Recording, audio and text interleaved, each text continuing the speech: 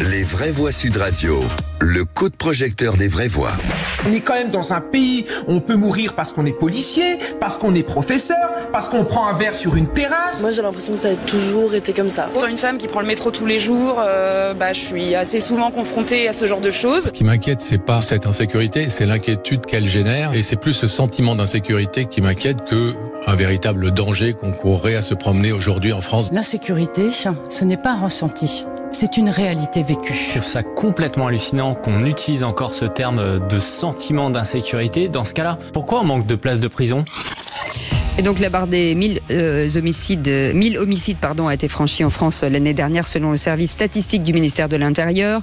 Comme en 2022, la plupart des crimes et délits ont continué leur progression en 2023, plus de 5% pour les homicides, 13% pour les tentatives d'homicide et 10% pour les viols et les tentatives de viol. Alors parlons vrai, est-ce que ces chiffres sont un camouflet pour le garde des Sceaux qui disait que le sentiment d'insécurité et pas l'insécurité relevait du fantasme? Pour faire baisser l'insécurité, qu'est-ce que vous voulez? Plus de prévention, plus de répression ou les deux? Les statistiques montrent que l'insécurité monte, mais vous, qu'est-ce que vous ressentez?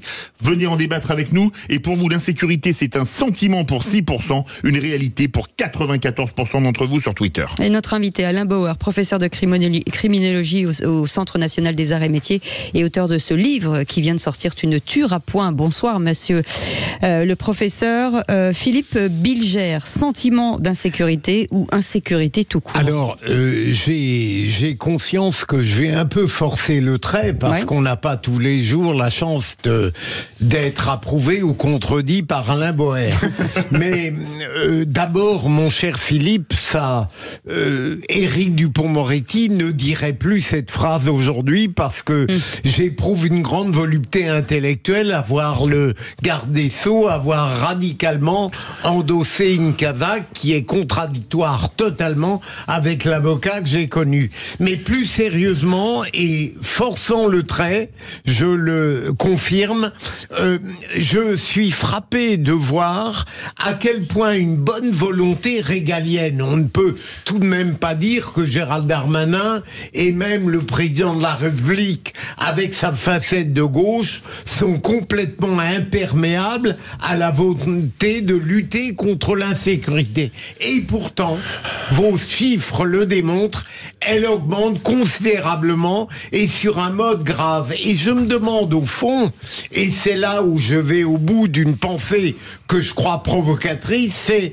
est-ce qu'il ne faudrait pas admettre un beau jour que ça n'est pas la société qui crée le crime et le délit, mais c'est l'humain qui le perpètre. Autrement dit, une certaine minorité est complètement imperméable aux règles de la protection sociale et régalienne. Et je me demande si ça n'est pas fatalement une entreprise vouée admirablement à l'échec. Olivier d'Artigol. Il m'arrive assez régulièrement de participer à des débats où le climat monte très vite dans les tours et où nous ne pouvons malheureusement pas toujours prendre, j'ai envie de dire, la complexité et la nuance sur l'étude du réel. Et Alain Bauer est quelqu'un qui nous permet de penser ces questions-là. Moi, ce qui me préoccupe sur la dernière période, on ne peut pas dire que le législateur n'ait pas été à l'offensive. On nous avait dit que, rappelez-vous, à Beauvau, Nicolas Sarkozy avait tué le job. Or là, nous avons de fait un ministre de l'Intérieur qui est mobilisé. Moi, j'aimerais savoir auprès d'Alain Bauer qu'on ait un peu un regard sur ce qui marche, en quoi certaines politiques publiques sont efficientes, efficaces, et quels sont les trous dans la raquette, quels sont les sujets qui sont préoccupants. François Pupponi. Oui, non, je crois que le ministre de l'Intérieur fait vraiment ce qu'il peut. Je trouve que c'est un bon ministre de l'Intérieur. Ça n'a pas été le cas du premier mandat d'Emmanuel Macron, qui a comme eu des grosses difficultés avec ses ministres successifs. Lui, il fait le job. Après, il fait le job avec les moyens qui sont les seuls. Dans une société, mais je pense que Alain Bauer le dira beaucoup mieux de moi, qui est en train de se métamorphoser dans le rapport, les rapports sociaux et les rapports individuels entre nos concitoyens. Donc les choses sont extrêmement compliquées, et là aussi, les solutions, on voit à peu près quelles peuvent être, mais ça va mettre du temps à être mis en œuvre, parce que c'est pas que des moyens policiers, c'est aussi toute une prise en compte des premières dérives des relations sociales que nous connaissons. Alain Bauer, pour répondre à notre trio de vraies voix, Philippe Bilger, Olivier d'Artigol et François Pupponi, dans l'ordre. Alors d'abord, je les salue tous les trois et je profite de ce dernier jour pour leur souhaiter une excellente année aussi vivace et déterminée que d'habitude sur vos antennes et d'autres où je les côtoie de temps en temps. Deuxièmement, pour dire que en France, l'État a fait une promesse unique quasiment dans le monde, c'est qu'il a construit la nation en lui promettant tout. Les nations partout ailleurs ont construit des États, en France, l'État a construit la nation. Cette promesse, c'est celle de la protection. La protection des institutions, la protection des frontières, la protection de la monnaie, tardivement la protection contre le crime. Il a fallu attendre l'intervention contre les duels pour que cette question soit enfin prise en compte au niveau de l'État central. Et cet État s'est retiré à partir des années 70-80 pour des raisons diverses qui sont beaucoup plus culturelles que structurelles. En fait, l'homicide en France, hors période de guerre, dont on va considérer que c'est un élément perturbateur dans la statistique, était de 150 homicides pour 100 000 habitants il y a 5 siècles et il est tombé à 2, moins de 2.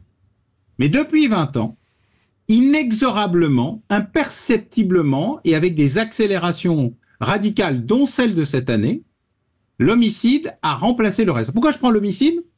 Parce que c'est le seul indicateur fiable qui existe dans notre outil statistique. Tous les autres sont soumis à des variations saisonnières qui s'appellent la production législative.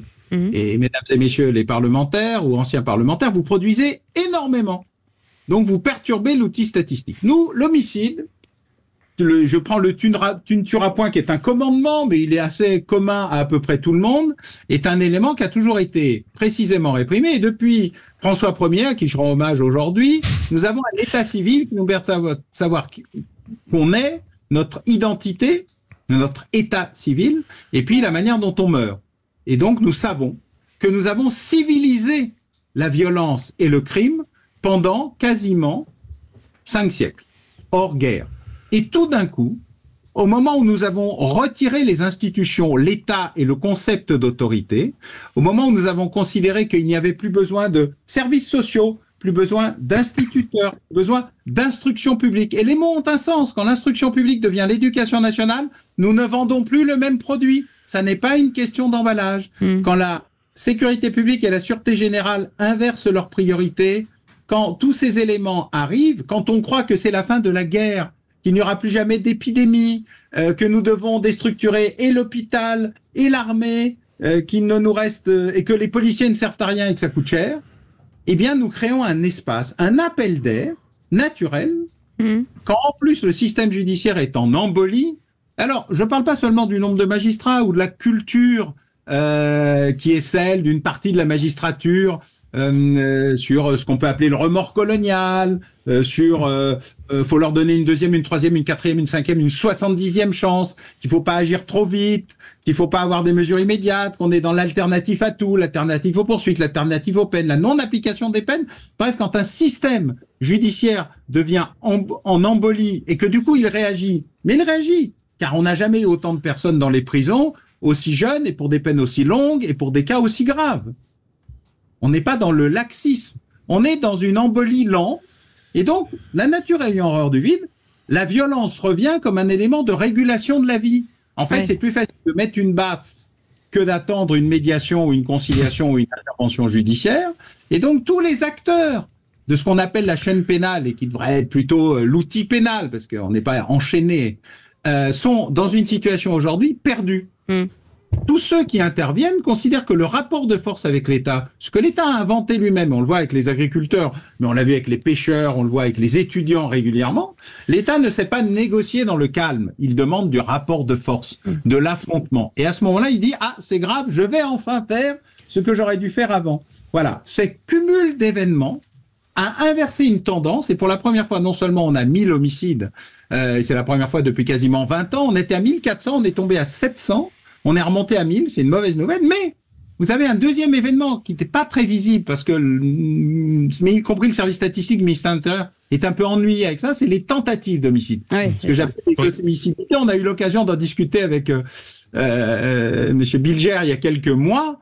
Il trouvait que le terme était un peu créatif. En fait, les tentatives d'homicide, c'est des homicides ratés. On était à moins de 2000 il y a 20 ans, on a passé le cap des 5000 tout cumulé cette année.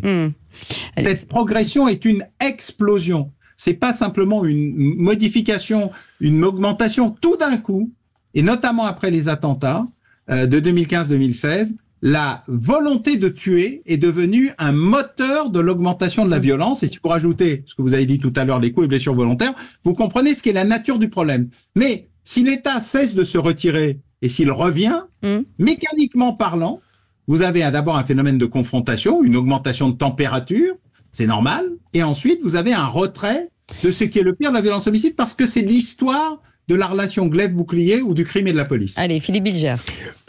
Alain Boer, si j'ai évidemment votre point de vue est toujours extrêmement pertinent, mais j'ai l'impression que votre humanisme cherche à tout prix à trouver de la cohérence dans des actes sauvages.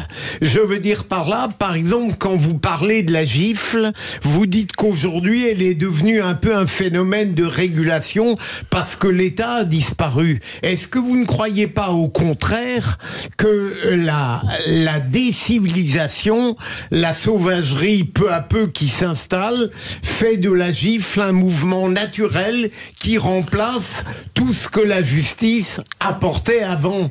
Et donc, est-ce qu'il n'y a pas des natures structurellement malfaisantes qui échappent? Non, j'ai jamais cru à cette logique lombrosienne niée par l'ensemble de la science, la vraie science. Elle n'est pas majoritaire, hein, mais elle existe. Non, elle a disparu, y compris par l'incapacité à Lombroso à défendre son propre point de vue de congrès international de criminologie en congrès international de criminologie. Un de vos collègues a longuement travaillé sur les évolutions des congrès internationaux de criminologie, montrant que Lombroso, n'arrivant plus à justifier quoi que ce soit, expliquait que tout était dans tout et réciproquement. Non, il n'y a pas d'homme né criminel. Il y a des malades, parce que dans le passage à l'acte, vous le savez bien, cher Philippe Bilger, vous avez le besoin, l'envie et le plaisir. Le plaisir est la nature humaine qui pousse à une pulsion irrésistible au viol et à l'assassinat, et cette catégorie-là est extrêmement minoritaire et très faible, c'est celle qui est irrépressible, mais ça, c'est les 600 que nous avions il y a quelques années. Les 1000 que nous avons cette année et les 5000 avec les tentatives d'homicide, c'est le fait de dire la violence est en fait beaucoup plus efficace que quoi que ça d'autre. C'est un mécanisme rationnel et pas une pulsion irrationnelle. Allez, on part au standard. Il faut prendre en compte les deux réalités. Allez, merci Alain Bauer. Restez avec nous. David qui nous appelle de Toulouse. Bonsoir David. Bonsoir David. Bonsoir à tous. Bonsoir à Monsieur Bauer.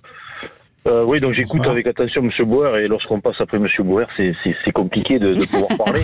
Non, vous inquiétez pas. Non, donc moi simplement, ça fait plus de 20 ans que je travaille dans le milieu de la sécurité privée, donc avec une approche un peu différente. Je suis aussi formateur dedans, donc je regarde de très près les chiffres, et les chiffres sont significatifs, mais ils datent pas de cette année. Monsieur Bauer parlait de 2015, et depuis 2015, on a une augmentation chaque année. Alors, effectivement, pas des homicides ou autres, mais des autres crimes et délits, pardon.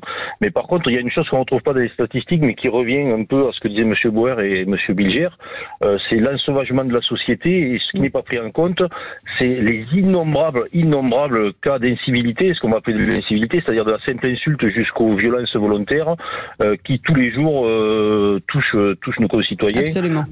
En moyenne, enfin moi les sociétés pour lesquelles je travaille et pour lesquelles j'interviens, c'est plusieurs dizaines voire centaines d'incivilités par jour. Donc ça part de l'insulte à l'insulte raciale, parfois coups et blessures, parce que les gens sont désinhibés.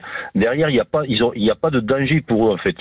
La police n'intervient même plus sur les incivilités. Donc il faut vraiment qu'il y ait un crime pour qu'ils interviennent. Et donc ça permet aux gens de se désinhiber, et l'ensauvagement est présent, quoi. Restez avec nous David. Olivier D'Artigol. Est-ce que sur les homicides et l'homicidité, nous avons des outils statistiques à l'échelle des démocraties occidentales pour voir comment les choses se passent ailleurs, et dans ce panorama, est-ce que des pays obtiennent des résultats? Alors d'abord, la plupart des pays disposent d'outils fédéralisés et décentralisés. Ils n'ont pas une police d'État qui sait tout, qui fait tout et qui pense tout, parce que c'était la promesse de l'État. Je rappelle que jusqu'au maréchal Pétain, tout était local en France, ou quasiment.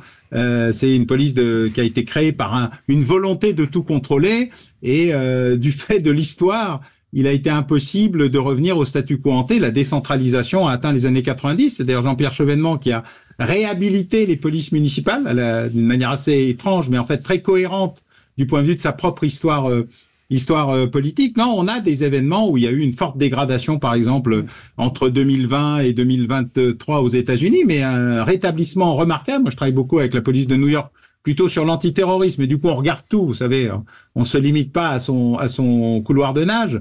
Et donc, on sent bien qu'il y a des modifications et des interactions tout à fait considérables qui influent sur l'activité criminelle, nonobstant la nature de l'auteur. Merci beaucoup Alain Bauer, professeur de criminologie au Conservatoire national des arts et métiers, auteur de Tu ne tueras point, ouvrage qui vient de sortir chez Fayard. Merci à vous. Merci.